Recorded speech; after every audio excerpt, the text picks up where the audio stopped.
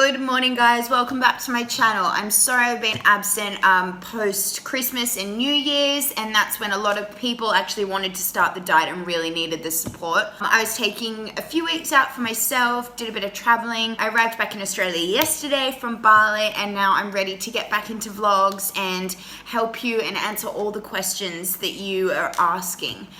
I'd just like to start by saying though, I actually had the healthiest trip I've ever had in my life. We did lots of CrossFit, which was something that was totally new for me. That whole range of motion is completely unfamiliar, and I learned so much from it. And I feel like I got a bit of size. What do you reckon? Kind of taking the piss out of myself, but not really. Boxing, I did a couple of boxing classes and some Muay Thai. That was really, really fun. I think I'm going to join a gym while I'm here. So if anyone has any recommendations in Sydney or in Newcastle, let me know, because I'd love to go and check them out. And I was so good with the diet. I thought that I'd fall off the bandwagon the minute I started traveling, especially being exposed to such yummy foods in all these different restaurants. But eating out in Bali was actually easier than eating out anywhere in Australia. In most of the restaurants, I was able to create my own meals, so I'd pick like eggs as my staple protein, or like a bit of chicken or fish. Like there was loads of fish. I love fish. And then I could always add my vegetables and salads and cheeses and things like that. If anything, I went way too hard on the calories, but that's fine. I think once you get to the phase that I'm in this diet, you don't have to focus so much on tracking macros and counting calories.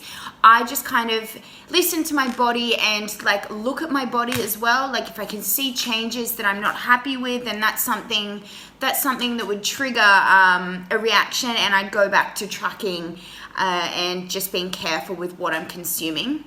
So this morning I'm just starting off with having a big drink of water. I'm really dehydrated after traveling, and just regardless of traveling or whatever you're doing, you should always start your day with a big drink of water. Really good to start your metabolism, and it actually helps with hunger in the morning, so you will eat less. And then, as you saw me make before, I've got my bulletproof coffee with my MCT oil and coconut oil. Coconut oil and MCT oil came with me the whole trip. I carried it in my bag. My next question is there packaging out there that you can carry coconut oil without it spilling all through your bag? Because I had many episodes of that happening, and it's really, really annoying. What I was doing was I just bought some little containers and put them in a Snaplock bag, and then took them to the cafes. But in Bali, most of the cafes had coconut oil there, so I just asked for a little bit to add to my coffee. And the MCT oil I chilled out on. I didn't have as much of, but I'd have a shot before a workout, and that was kind of my pre-workout, my energy boost.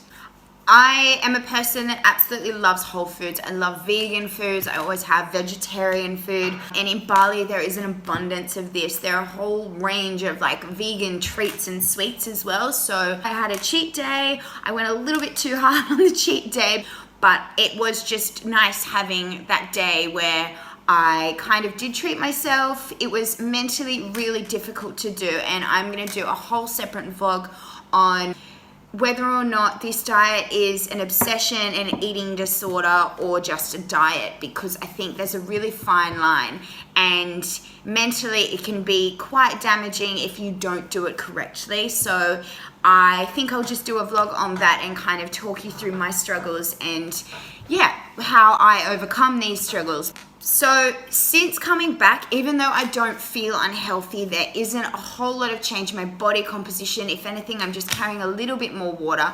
I think I tested to see whether or not I was in ketosis once the entire 5 weeks of traveling, and I was in, and I was able to stay in because I am so familiar with what my body can tolerate and how flexible I can be. I didn't track. I haven't tracked in like 2 months or something, so if that's something that is really bothering you at the moment or preventing you from starting the diet because you can't be bothered to do that, I promise you that there is absolutely a way of staying in ketosis without actually having to log everything into your phone or whatever you're using. So I'd like to come back and I want to start this diet from scratch. And for those watching who are just starting, this will be perfect for you. And also for those people who have been in ketosis for a while and just kind of wanting a refining, this is for you. So before starting the keto diet, it's really important to know what the diet is and what it's about. And you also need to understand that the diet isn't for everybody. You do need to understand what the diet is about and what it can do for you positively and negatively.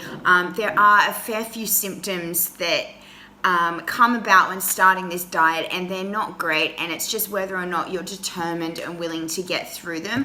But you also need to keep an eye out for the symptoms that are telling you that this diet isn't right for you. It's not right for everybody, but I know that there are so many of you out there who don't know about the diet and who need something like this to change their life. It's just a matter of trying it and getting through all the nasty symptoms and things like that to, see that this could potentially be life-changing for you. The thing with this diet is it's black or white. You're either in ketosis or you're not in ketosis. So for those who are kind of playing around with their macros and their percentages, saying that they want more than 5% carbs and less fat, you're not going to get into ketosis if you do have those percentages.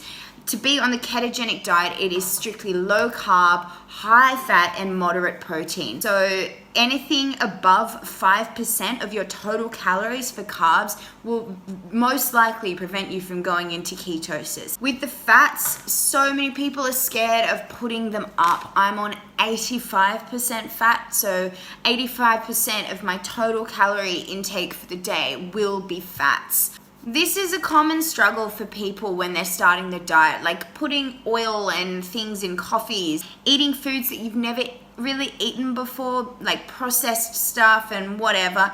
The diet doesn't have to be like that. I think I've learned so much from Hel, especially because she doesn't eat processed stuff. She's vegan, as you know. I'm not so much willing to go vegan, but she's opened my eyes to a lot of the processed foods that I was eating. My goal is to do this diet as safely and healthy as possible so that I can kind of pass on the tips and help people wanting to do the same thing. When I started, I was eating a lot of processed meat, so I was eating like bacon, ham, salami, prosciutto. I was in Italy, so cold cut meats were everywhere, and it was just easy for me to eat out and get a cheese and meat board rather than, a clean bit of protein with some vegetables and salad. Eating these foods every now and then are not going to do anything. However, if you're eating majority of your diet based from these meals and these kinds of foods, then yes, it probably will be a problem for your health. The good fats you want to get from sources such as like olive oil, avocado, nuts, seeds, omega-3, so from fatty fish, all of your grass-fed meats and butters, they're really good as well, and coconut oil. I drink a lot of coffee with coconut oil, whether or not it's caffeinated or decaffeinated, and I also add coconut oil to my teas. I've started being a little bit more adventurous with my sweet treats and things like that. I've never been a sweet treat person, but I know that majority of you out there are, so I would like to facilitate for some of those cravings that you will inevitably get. I need you to download an app of some kind to track your macros, because it's really important to monitor everything that's going into your body, because if it's too much of that or too little of this, it can be quite dangerous. Putting the wrong kind of fats into your body, so there are apps out there like MyFitnessPal. I use MyFitnessPal. Hel uses Chronometer, which is, I think, probably better, but I'm kind of at the stage now where I can't be bothered to make the transition. Next, I want you to figure out calorie goals. So calorie goals are tricky ones. So people asking me what their calorie goal should be, that's really difficult for me to answer unless I know you, unless I know your height, your current weight, and your goals. So you need to figure out your goal. If you're wanting to lose a lot of weight quickly, and in the initial stages, this will happen if you keep your calorie goal below 2,000. So anything around the 1,600 to 1,700 to 1,800 mark, depending on how hard you want to go with this diet, you will drop weight if you have a calorie goal of that number. Anything above that will just make the process a little bit slower. I'm not saying you won't lose weight, But if you want to lose weight quickly and efficiently, and you want to kind of feel the benefits of the diet ASAP, I suggest you have your calorie goal at that point. I'm getting a lot of questions, and people have got their right macros, but their calorie goal is just too high. So they're in ketosis and they're feeling great, but they're just not losing any weight. It means you need to cut the calories. I have never ever agreed with a calorie goal of anything around 1500, but the difference with having a calorie goal of 1500 on a regular diet and a calorie goal of 1500 on this diet is your appetite is suppressed on this diet. You're not hungry, you're not starving yourself. Once you've hit your target weight goal, that's when you can kind of start to bump up the numbers. So I've said this a few times. I was started on 1760 and I dropped a lot of weight really quickly. I then kind of got to a weight where I was like, I don't need to lose any more weight, and I started slowly putting my calorie goal up. I weighed anything between like 56 to 58 kilos before starting the diet, and now I'm sitting on 50, and I kind of do keep an eye on this just to make sure I don't drop, if anything. If my body composition changes, then that is something to do with my macros, not so much my calorie goal. So with the diet, you need to understand what carbs are. So you need to do your research and, figure out what a carb actually is and where they're found, because I think you'll be surprised with how many carbs are in everything.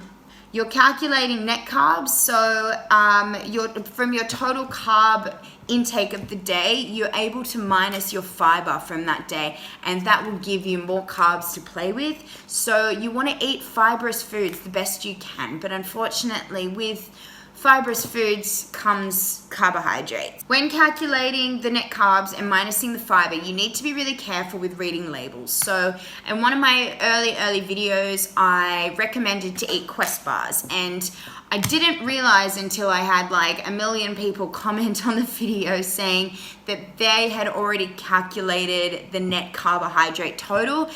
But on the label, they have the fiber and the carbs. So I minus the fiber from the carb, thinking that the thing was carbless, which actually is really stupid of me, isn't even possible. But yeah, it's really important to know the brand. So things like Atkins and all of those Quest bars and protein bars and things like that, just be really, really careful to know whether or not they've actually calculated that for you and just thrown on the fiber as well to kind of market the carbless or low carb side of things. That it's 5%, so that will probably work out to be either between like 20 or 25 grams of carbs a day.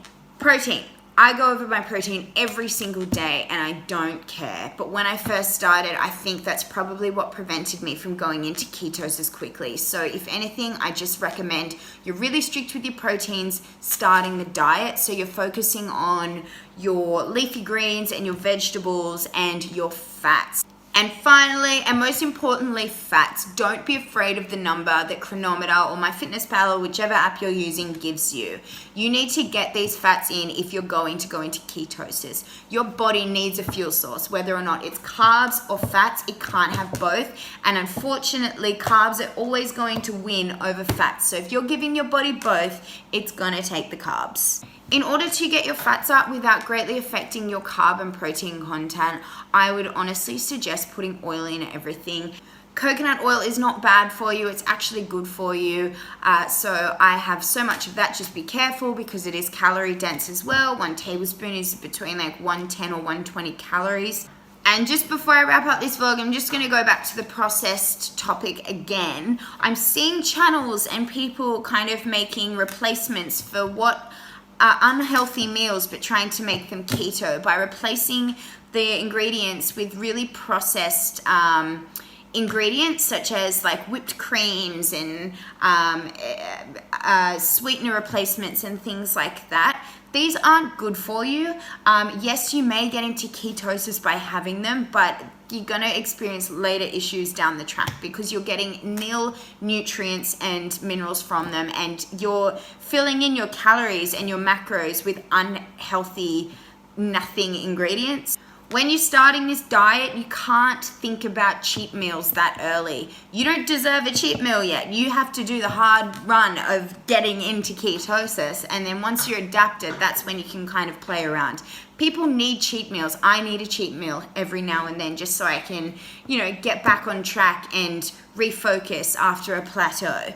But when you're first starting, if you've already got cheat meals and cravings and things in your head, that is a sign that you're not having enough fat and your appetite is not suppressed to the point that it should be suppressed. You need to stop thinking sweet and think of being full with fat. So I'm seeing a lot of people creating, sweet alternate keto sweets and treats. Forget them. Don't have them until you are keto adapted and you're safely in this diet and you've made it a lifestyle. Anyway, I'm going to leave it there only because I feel like this vlog is going forever and I'm going to try and cut them down short. But I would love some feedback in the comments of how you would like me to structure my vlogs and how often you would like them and the kind of topics you would like. I'm kind of back in Australia now, so I'm ready to go hard with the vlogging. And yeah, thank you so much for watching. I love the support. I love the messages I receive. And yeah, keep it up. I'll see you later. I'll see you next time.